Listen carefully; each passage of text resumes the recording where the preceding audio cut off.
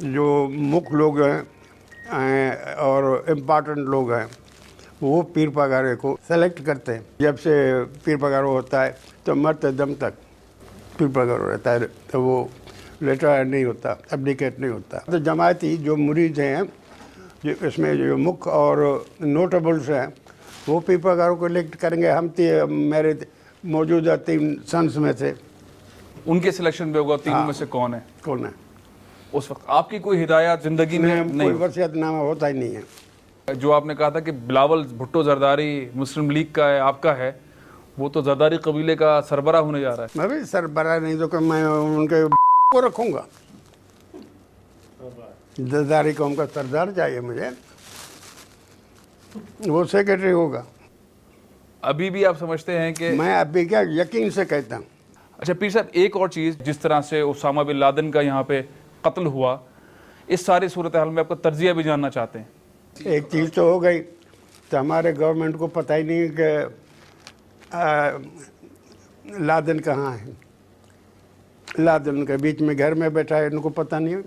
پھر سے اس کا قصوروار کون ہے؟ آصف علی زرداری ہے یا آرمی چیف ہے؟ نہ آصف علی زرداری نہ آرمی چیف.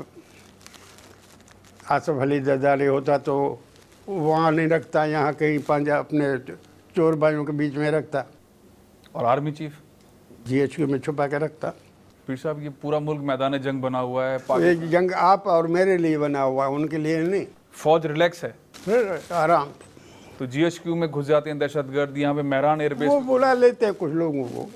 امریکن پالیسی ہے اس خطے میں, خاص طور پہ جو ریسنٹ ڈیولپمنٹ ہے اسامہ بن لادن کے بعد, ہنری کلنٹن نے بہت سخت قسم کی گفتگو کی ہے. بھائی آپ نے کھا کے بہت کھایا ہے تو ضرور دبائے گا.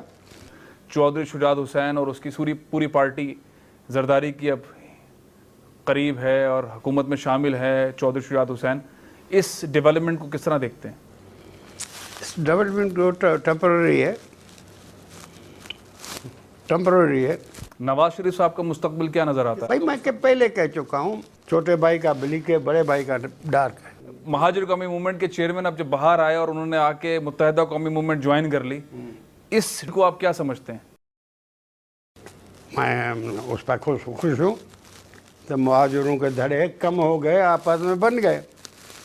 کراچی کے مستقبل کو کیا دیکھتے ہیں؟ یہاں پہ اتنی ٹارگٹ کلنگ ہے, اتنی دہشت گردی ہے, اور سندھ حکومت شاید کہیں نظر نہیں آتی ہے. سندھ حکومت سندھ میں کسی جگہ نظر نہیں آتی, تو کراچی میں کیوں نظر آئے؟ پیر صاحب یہ جو ابھی خانہ شماری اور ہو رہی تھی, اس میں اطلاعات یہ تھیں کہ آپ کی جماعت, آپ کی جو سیاسی جماعت ہے مسلم لیگ فنکشنل, ان کے جو کھاتے تھے اس میں کچھ گڑبڑ کی گئی, جس پر آپ نے احتجاج بھی کیا. ہمارے نہیں, سب کے گڑبڑ سب کے میں ہوئی ہے. کیا آپ سمجھتے ہیں کہ آئندہ انتخابات میں جو آپ کی آبائی نشستیں ہیں وہ بھی آپ کے ہاتھ سے نکل سکتی ہیں, پیپلز پارٹی وہاں سے جیت سکتی ہے؟ نہیں نکل سکتی ہیں. ہمیں پتہ تو نہیں ہے کہ ووٹرز کیسے لکھے گئے ہیں اور کیسے حلقے بنائے جائیں گے. جو شکایات آپ نے پہنچائیں حکمرانوں تک, وہ پہنچا دی. اب ان کا کام ہے, میرا کام نہیں. پھر صاحب ایک اور مسلم لیگ بنائی آپ کے سابق دوست, بلکہ آپ ان کے ساتھ بہت قریب رہے, جنرل پرویز مشرف نے. میں اتنا قریب نہیں رہا جتنے اس کے گلاس فیلو قریب تھے, لیکن میں یہ ضرور کہوں گا کہ جو بھی حاکم ہوتا ہے میں ان کے قریب ہوتا ہوں.